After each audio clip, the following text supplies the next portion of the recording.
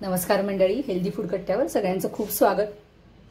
हे भाजीचे सांडगे आहेत, म्हणजे भाजी ज्याची आपण करतो ते सांडगे। याच्यामध्ये सगळ्या डाळी मी घातलेल्या आहेत। याचा व्हिडिओ ऑलरेडी मागच्या वर्षीच अपलोड केलेला आहे।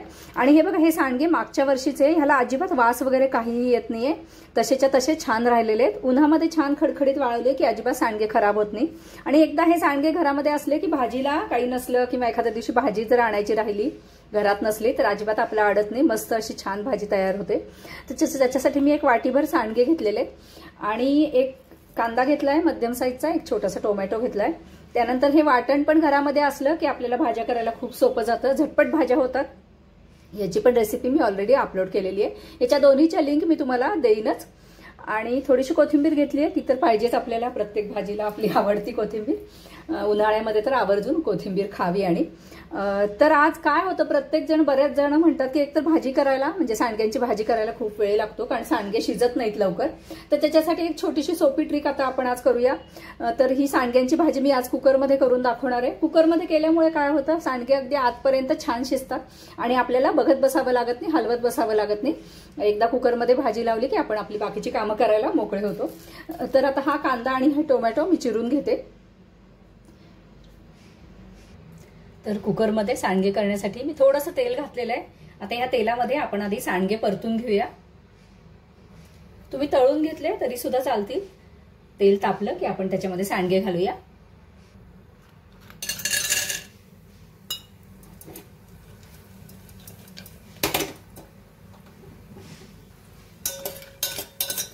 एक 2 मिनिटं आपल्याला परतून घ्यायचे आहेत, म्हणजे मग हे सांडगे आतून परत खुसखुशीत होतात आणि मग भाजी शिजायला वेळ लागत नाही। सांडग्यांचा फार मस्त वास येतोय, सगळ्या डाळींचा आणि त्याच्यामध्ये घातलेल्या कोथिंबीर किंवा सगळ्या मसाल्याचा, लसणाचा। आणि ही भाजी, म्हणजे हे जर सांडगे तयार असेल ना, तर आपल्याला फार वेगळं साहित्य काही लागत नाही, घरातलं आहे ते साहित्य वापरून आपण पटकन भाजी करू शकतो। एकीकडे कुकरमध्ये भाजी लावली की आपली बाकीची कामं करत करत भाजी एकीकडे शिजत राहते। सांडग्यांचा रंग बदललेला दिसत असेल तुम्हाला। सांडगे आपले परतून झालेले, आता हे काढून घेऊया।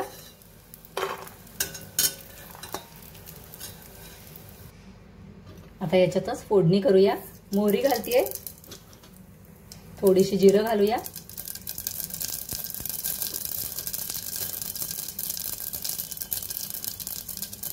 हिंग घातलाय थोडा, त्याच्यानंतर कढीपाला घातलाय,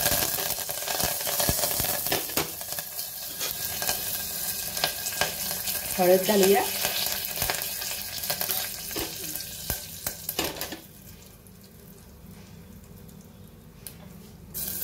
कांदा आणि टोमॅटो आता परतून घेऊया आपण। एक 2 मिनिटं कांदा परतून झाल्यावर टोमॅटो घालूया। 2 मिनिटं टोमॅटो परतून झाल्यावर हे जे वाटण आहे ते पण आपण थोडंसं परतून घेऊया। हे ऑलरेडी परतलेलंच वाटण आहे, पण तरी सुद्धा ह्या कांदा टोमॅटो बरोबर अगदी एक अर्धा मिनिट परतून घ्यायचं। मस्त छान अशी खमंग भाजी होते, वाटणाचा पण खूप मस्त वास येतोय। आता ह्याच्यामध्येच आपण हे जे सांडगे आहे ते ऍड करूया। आता कुकरमध्ये भाजी करताना गरम पाणी खरं म्हणजे घालायची गरज नसते, पण सांडगे आपले खात्रीने शिजण्यासाठी आता ह्याच्यामध्ये मी गरम पाणी ऍड करणार आहे। त्याच्यानंतर पाणी व्यवस्थित घालायचं, नाहीतर आपण कुकरमध्ये करणार आहे, आधेमध्ये चेक करता येत नाही आपल्याला।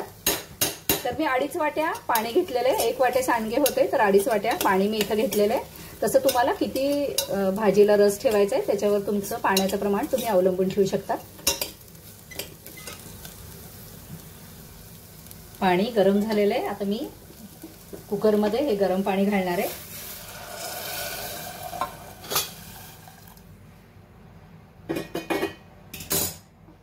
आता वाटणात पण मीठ आहे, सांडग्यांमध्ये पण मीठ आहे, त्या हिशोबाने आपण मीठ घालायचं।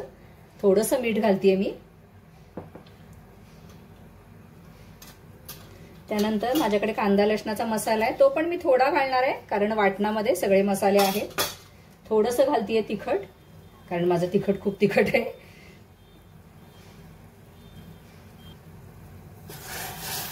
सगळं घरातलं साहित्य वापरून झटपट ही भाजी तयार होते।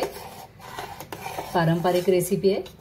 आणि आता ह्या कुकरचं मी झाकण लावणार आहे। ह्याच्यामध्ये फक्त आपल्याला नंतर कोथिंबीर आणि दाण्याचं कूट ऍड करायचं आहे। दाण्याचं कूट जर आत्ता ऍड केलं तर एखाद्या वेळेला ते तळायला बसू शकतं, करपू शकतं, त्याच्यामुळे दाण्याचं कूट शेवटी घालायचं। कुकरमधून भाजी म्हणजे जेव्हा आपली भाजी तयार होते, शिजते तेव्हा।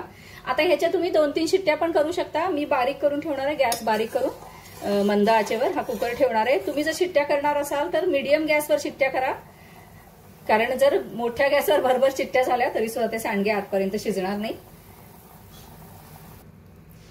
तर आता बारीक गॅसवर 10 मिनिट मी आता हे सांडगे शिजवणार आहे। सांडगे शिजल्यावर मी तुम्हाला दाखवते कसे छान आतपर्यंत सांडगे छान शिजतात ते।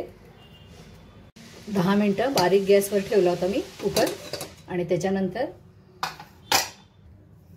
कुकरचं प्रेशर गेल्यानंतर मी आता झाकण काढलेलं आहे। बघा, तुम्हाला जे सांडग्यांच्या साईज वरूनच कळत असेल, सांडगे छान मऊ शिजलेले आहेत। आता ह्याच्यामध्ये आपण घालूया दाण्याचं कूट।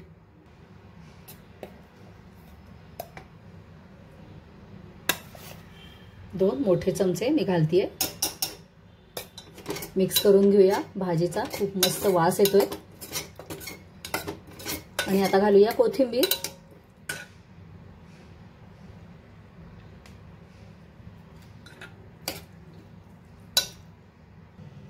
सांडगा मी तुम्हाला हा चमच्याने तोडून दाखवते। हे बघा, अगदी मऊ झालेला आहे, सहज तुटतोय, म्हणजेच याचा अर्थ आतपर्यंत छान सांडगा शिजलेला आहे। तर मंडळी, नुसती सांडग्याची भाजी करण्यापेक्षा कुकरमध्ये नक्की करा, छान शिजते, लवकर होते, झटपट होते। आणि व्हिडिओ जर हा आवडला असेल तुम्हाला तर लाईक करा, शेअर करा, सबस्क्राईब करा। याच्या आधीचा जो सांडगे केलेला व्हिडिओ आहे तो पण बघा, आणि मी जे वाटण याच्यामध्ये घातलंय त्याचा पण व्हिडिओ बघा, आणि कमेंट करायला विसरू नका। धन्यवाद।